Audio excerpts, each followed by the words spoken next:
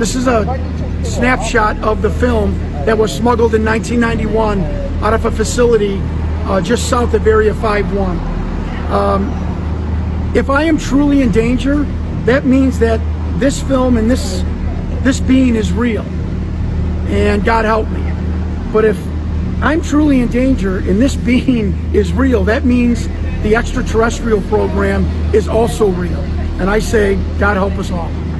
In 1997, an interview with an alien was leaked.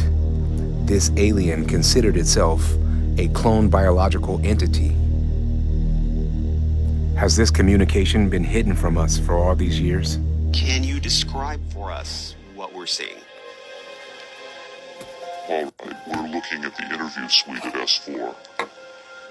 It's kept dark for the comfort of the aliens.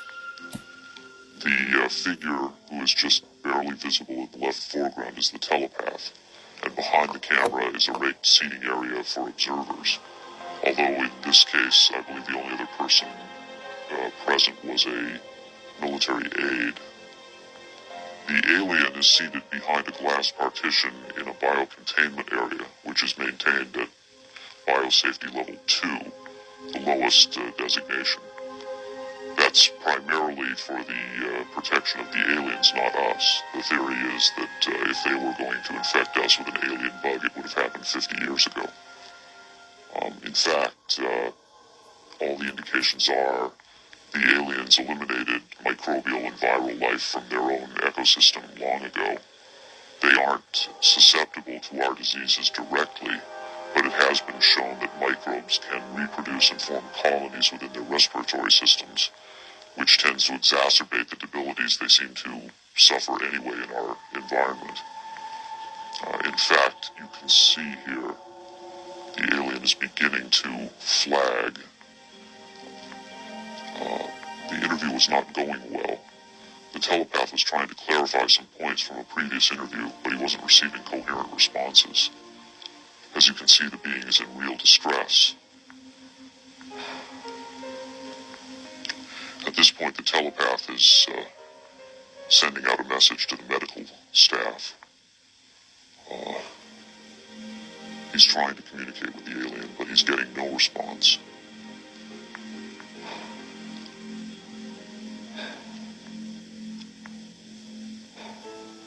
There's very little he can do. There's no direct connection between his space and the biocontainment area. That's the aide stepping in on the right. The medical staff should be there by now. They're slow in responding. There they are. I have to say the medical personnel at S4 are less than first rate. They tend to be selected for their willingness to keep secrets rather than their medical competence. By the way, he's not shining that light into the eyes. It looks that way, but in fact he's checking for hemorrhaging around the eye sockets and in the nasal cavity. I'm sorry. It's very hard for me to watch this. Rocket Pictures sent Victor's original tape to the Phoenix laboratory of renowned image analyst Jim Delatoso. Using the most up-to-date digital technology, Delatoso tried to determine the tape's authenticity.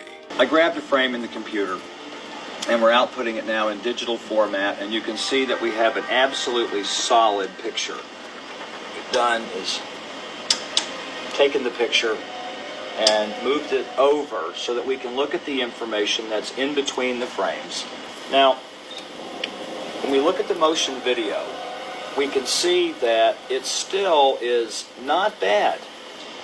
And when we have this little indicator down here, it tells me that the original image was transferred using some kind of time-based corrector.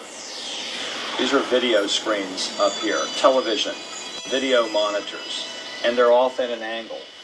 If this was shot using a video camera with lines on it, we would see moire patterns up there, and we don't see the moire patterns. So there's a probability that this was shot originally on film possibly a film stock like 7252 or 7247, depending on the lighting. The idea that these images may have originated on film is in direct contradiction to Victor's statement that the interview was shot on video.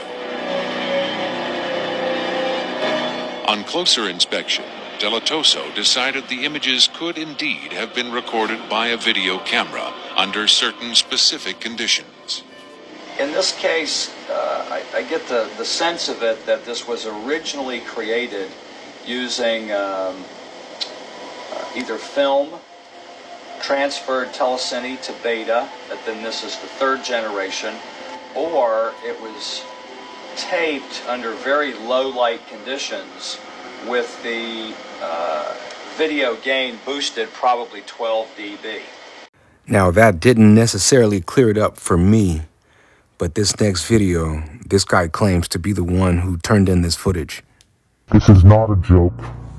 This is not a hoax. Certainly I'm staking my reputation on it. If an anonymous individual in a rubber mouth could be said to be staking his reputation on anything, I challenge these ufologists to debunk me, discover my identity. If they really believe that the alien interview footage is a hoax, prove it. Show where it was faked. If they believe that the alien in that footage is a puppet, prove it. Find the puppet maker. If they believe that I am a hoaxer, prove it.